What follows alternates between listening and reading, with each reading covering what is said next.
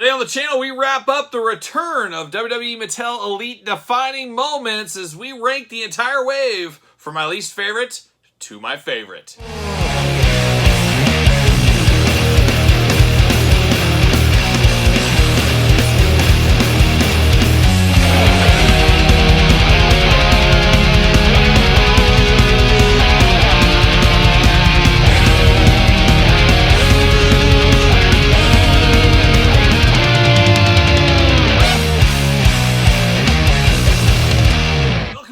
Kyle here, and we'll go back to the channel for another rankings video, as today we're ranking the brand new return of the defining moment sets, of course, WWE Elite figures, and we're ranking them from my least favorite to my favorite. But remember, for all your defining moment needs, make sure you hit up Ringside Collectibles. Use discount code Kyle, save yourself 10%. And of course, these are Ringside Collectible exclusives. That's the only place you're going to find these guys right now outside of the eBays of the world. But of course, we're going to rank these like we always do. We're going to start at number 4, work our way to number 1.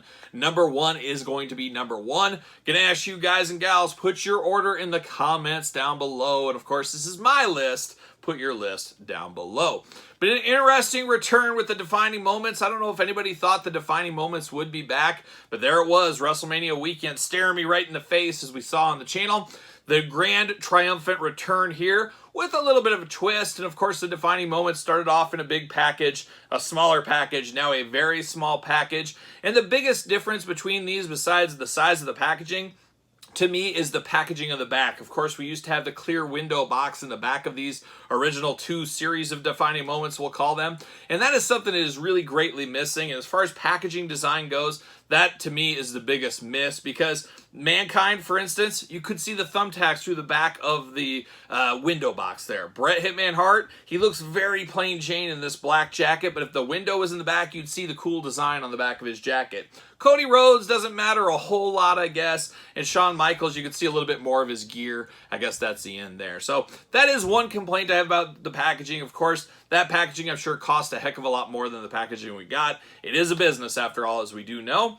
But one bright spot of the packaging is the 4-pack box that this comes in. A nice collector's box. They all fit in here for mid-on-card collectors. If you're like me, you open them up, well, you can save this box. You can use it down the line for something else. I really do like this. I think this is a great idea. So there was some bad packaging, but some really cool packaging with this one here.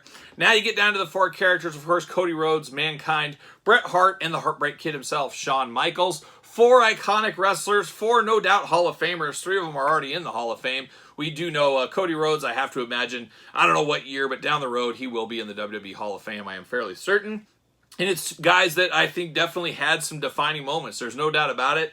All 4 of these matches, I think you could very arguably say these are defining moments. I don't know anybody that could argue that point. Of course, Bret Hart's big victory over Roddy Piper at WrestleMania. You got HBK winning the title belt against Psycho Sid in his hometown.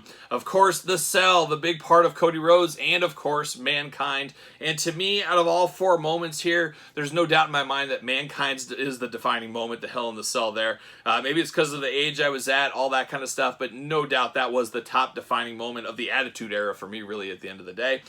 Cody Rhodes, though, the same thing, just fairly recently, just about a year and change after the fact of him tearing his pec, but still, there's going to be a whole generation that's going to talk about that forever, just like we saw with Mankind. So I think that is really cool for itself as well. So 4 really good figures. Not sure if you could say absolutely great figures. They all got some pros. They all got some cons. Of course, check out the review. Check out what we talked about in that one. But this is all about the ranking. And let's start it off at number 4. And number 4 is an easy one for me. He is possibly my favorite wrestler of this group, but he's my least favorite of the set here. It is Bret Hitman Hart. A lot of reuse with this one. That is to be expected. We see a lot of that in toys, of course. And it is a defining moment. He beat Roddy Piper. Not a lot of people pinned Roddy Piper, and I'm a huge Piper fan. I was actually a bigger Piper fan than Bret Hart fan back then. I guess I probably still am, just a hair more. But very similar favorites for me between those two. Very close in my pecking order. But Bret Hart feels like a lot of this we've had before. The jacket is definitely different, but you can't really fault Mattel because this is kind of the jacket he wore there. I'm sure you're missing some silver accents of the zipper and thing like that. But it is plain Jane as far as Bret Hart jackets go, but it's still a moment in time. It still is what it is. We've seen the head sculpt before. Would have loved to have seen a brand new head sculpt with this.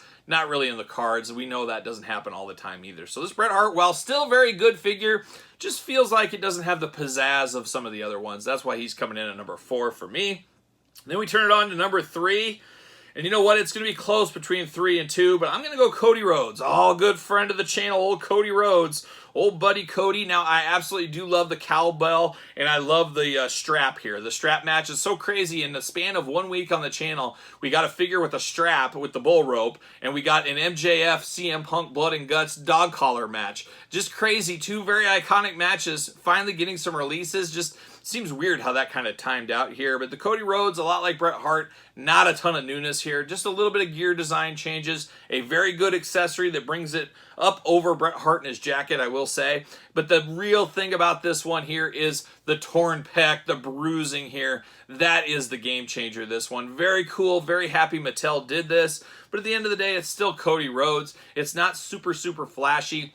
It's very similar to the Cody Rhodes we got in Elite 101, with just some tight differences, like I said, and then the bruising differences. So, I don't know. Down the road, of course, this could change. My thought process could change. But where I sit right now, I'm putting him at number 3.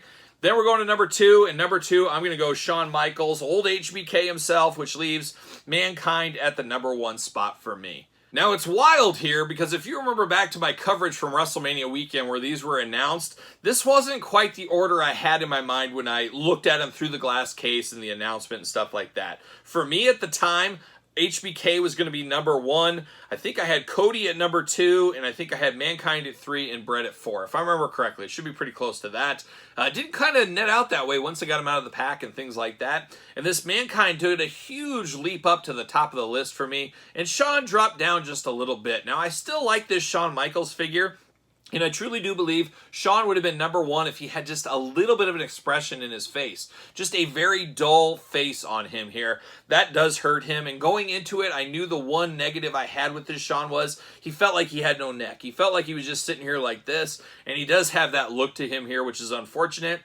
But in the face, just not having any expression, not being a really good expression face of Shawn Michaels, did knock this down a bit. Now the pleather, we'll call it pleather, outfit is very cool. And of course the tights, very iconic for Shawn Michaels. I like a whole lot about this one. I would love to see a new body type mold for Shawn Michaels too. This one feels a little gangly, and it's been used for a lot over the years, as we do know. But it's still a really good Shawn Michaels figure, one that really does, I really do like what I see out of it. It just couldn't carry itself over to this Mankind, which came in at number 1. Now, like I said, which one's the top defining moment to me? No doubt it is Mick Foley going off the top of that cell. I'll just never forget, I was laying in my bed. I had one buddy on the edge of my bed. We're all watching the TV, and then I had 2 buddies sitting on the floor against my bed. And I remember we all just jumped up at the same time when he went off there. We couldn't believe it. We all looked at each other. It was just absolutely shocking. We'd never seen anything like that. Still to this day, you don't see a ton of stuff like that. It's a little more common, but back then, that was an absolute game changer. So the number 1 defining moment, no doubt, that gives some nostalgia glasses. We got 2 heads with this one, which is really cool. You can have the Mankind persona, you can have the regular persona, you can have the mask that is removable, so you really got 3 different head choice options at the end of the day. Of course, you got your normal Mankind get-up. We're used to that. It is what it is. But then we get all the thumbtacks on the back of the shirt. Yes, I know a lot of people say they want to see it more pronounced, and a lot of people are saying, oh, it's just white. It does look like it has a hint of blue coloring to it, kind of to make it stand out. It definitely stands out when you see it. So I definitely like that. That is something different. And then, of course, the head sculpt. You got the nose sticking out. You got the blood around the mouth. That is so cool. We don't get stuff like that from Mattel every day. We got a little gore here. We got a little bit of gore here. Is it the changing of the guard? Maybe some more of these exclusives can be a little bit more edgy. Maybe we're seeing the start of that in the future here. We'll see what's going on there. But just because of the defining moment of the Hell in the Cell match, Mankind, Mick Foley, Cactus Jack being one of my all-time favorites. The triple heads in a lot of ways with this one. The thumbtacks in the back. This one came all the way up from my early suggestions at the bottom of the list all the way up to the top. Just an absolute fabulous figure, an absolute fabulous moment in time, and a moment in time I will never forget in my wrestling fandom. So there it is. That is my final 4. That is how I'm ranking the defining moments. Want to hear from you guys in the comments. How are you ranking these? Let me know down below. Of course, don't forget to like this video. Don't forget to subscribe to the channel. Hit up the old Patreon for early access to videos like this. Bonus content, exclusive content, giveaways, Q&As, pizza stuff, you name it. Ton of stuff going on the old Patreon channel. And best of all, you do support the channel. You can also support the channel over at ProWrestlingTees.com. Search Kyle Peterson. And don't forget social media, SirPaul64 on Twitter, Instagram, _Kyle_Peterson. So for the return of the defining moments, I am Kyle. See you guys all real soon.